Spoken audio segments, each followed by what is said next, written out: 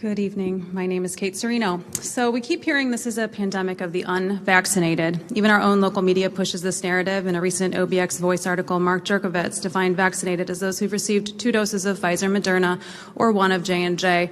This is not completely accurate. In fact, listen carefully. The CDC definition of fully vaccinated is those who are 2 weeks beyond their final dose. For clarity, let's dig into some examples.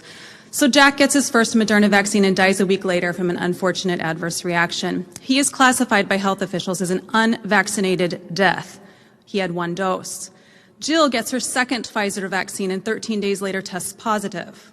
She is classified as an unvaccinated COVID case because she's less than 2 full weeks post her last dose. This is flagrant data manipulation, folks, and some might call it fraud. Does it strike you as odd that citizens are being offered free donuts, lottery money, burgers, marijuana, and beer for vaccine compliance across the country in the name of public health? Does it seem outrageous that PCR tests that we've relied upon for 2 years have now been pulled by the FDA and CDC for failure to differentiate between COVID and the flu? The flu just didn't magically disappear last year, guys. Does it seem suspect that the quarantine metrics keep changing in an increasingly bizarre manner? The current toolkit rewards compliance. The fully vaxxed and boosted have no quarantine imposed, despite their well-documented ability to both contract and spread virus. And is it not curious to you that the FDA and CDC wish to wait 75 years to publish data related to their vaccine studies?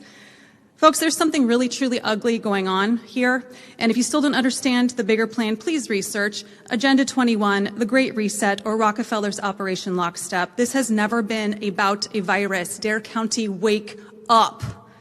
Yet this board continues to actively participate in the fraud and violate established law.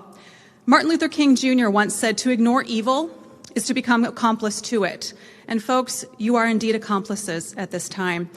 Under 21 Code of Federal Regulations, Section 50, 23, and 24, it is illegal to coerce a citizen to participate in an experiment. And I will remind you that masks and current vaccines are all EUA experimental devices. This is how the Nuremberg Code was folded into federal law.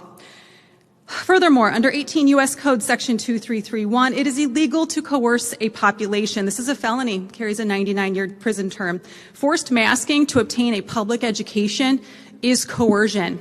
The longer this lawlessness continues, the more votes that are recorded on the permanent record, the more emails that are collected, the more affidavits that are compiled, the stronger a class action lawsuit becomes. This board is lawless.